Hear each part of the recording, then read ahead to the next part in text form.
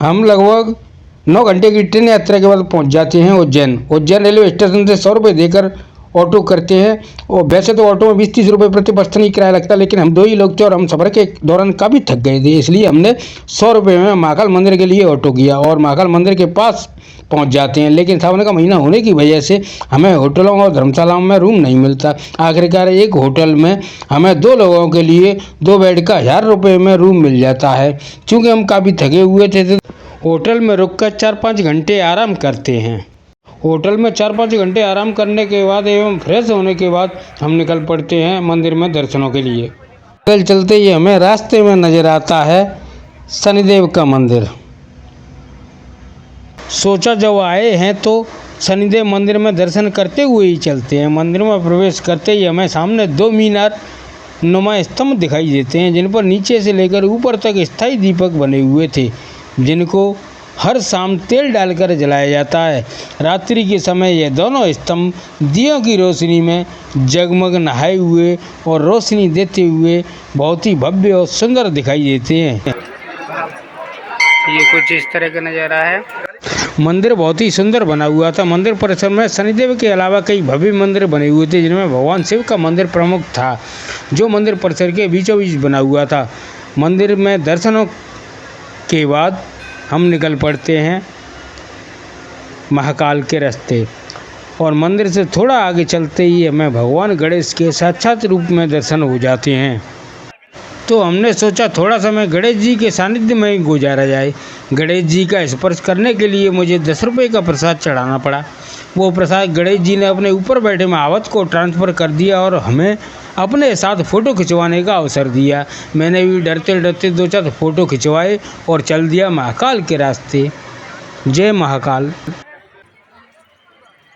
वैसे तो महाकाल मंदिर एवं नागचंद्रेश्वर मंदिर की दूरी हमारे होटल से लगभग 1 किलोमीटर ही थी, लेकिन चूंकि सावन का महीना था, भक्तों की भारी भीड़ थी, इसलिए हमें कम से कम 2 किलोमीटर एक्स्ट्रा चक्कर लगा के और दर्शनों के लिए जाना पड़ रहा था। कुछ इस तरह का नज़ारा है महाकाल के रास्ते का।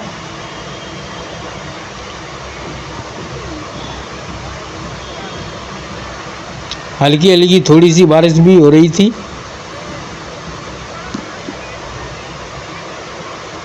चारों तरफ जिधर देखो उधर दर्शनार्थियों की भीड़ भीड़ नज़र आ रही थी।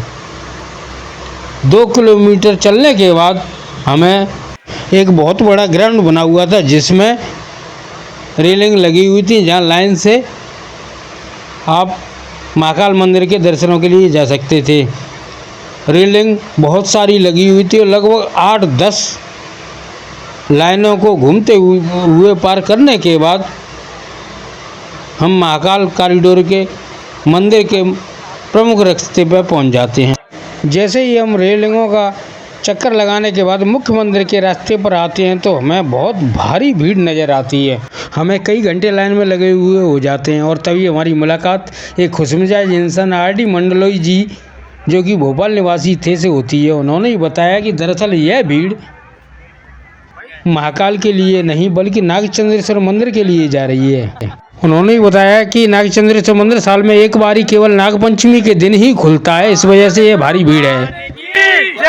महाकालेश्वर भगवान की जय, श्री नागेश्वर भगवान की जय, श्री नागेश्वर चंद्र भगवान की जय।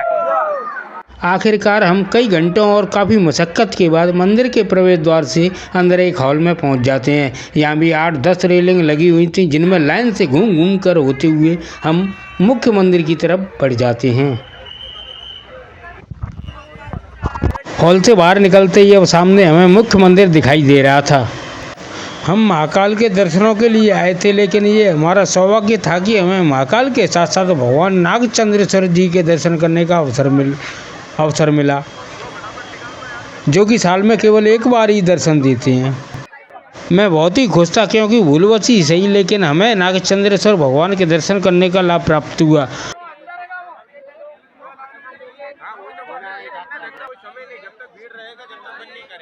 जैसे ही हम मुख्य मंदिर के सामने पहुंचते हैं तो मुख्य मंदिर के बगल ही दीवार पर चांदी से बनी हुई नाग प्रतिमा अंकित थी, जो भगवान नागेश्वर के रूप में उस दीवार में विराजमान थे।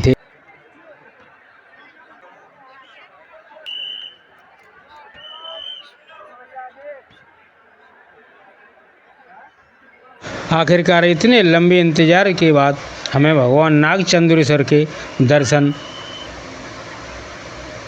करने का सौभाग्य प्राप्त होता है। और ये है पूरा महाकाल परिसर, जो नागचंद्रेश्वर के मंदिर से दिखाई दे रहा है। सामने नागचंद्रेश्वर के पीछे ही महाकाल परिसर स्थित है। महाकाल परिसर से ही सटा हुआ है नागचंद्रेश्वर मंदिर। और अब हम नागचंद्रेश्वर मंदिर से दर्शन करने के बाद वापस जा रहे हैं अपने होटल की तरफ। ये है रात्रि लगभग 12 बजे बाद का कुछ इस तरह का दृश्य। अभी भी भगवान नागचंद्रेश्वर के लिए बहुत बड़ी हजारों तीर्थयात्रियों की लाइन लगी हुई है। हम जिस रास्ते से जा रहे हैं उसके बगल में ही रेलिंग के दूसरी साइड बहुत भारी भीड़ लगी हुई है इस समय रात्रि के 12 बजे बाद भी दर्शनों के लिए। जैसा कि आप देख सकते हो, रेलिंग से साफ दिखाई नहीं दे रहा होगा, लेकिन बहुत ही भयंकर भीड़ रात्रि के 12 बजे भी नागचंद्रेश्वर भगवान के दर्शनों के लिए लगी हुई है। और रात्रि में उज्जैन महाकाल मंदिर के रास्ते का कुछ इस तरह का नज़ारा है।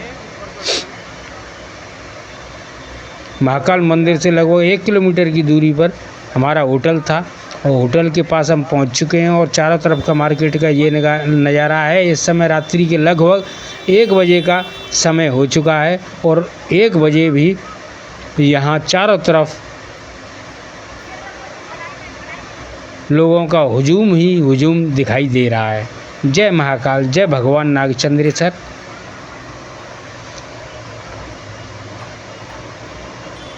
और ये है सामने हमारा होटल, होटल ताम्रकार पैलेस है इस होटल का नाम, जो महाकाल के रास्ते में ही है।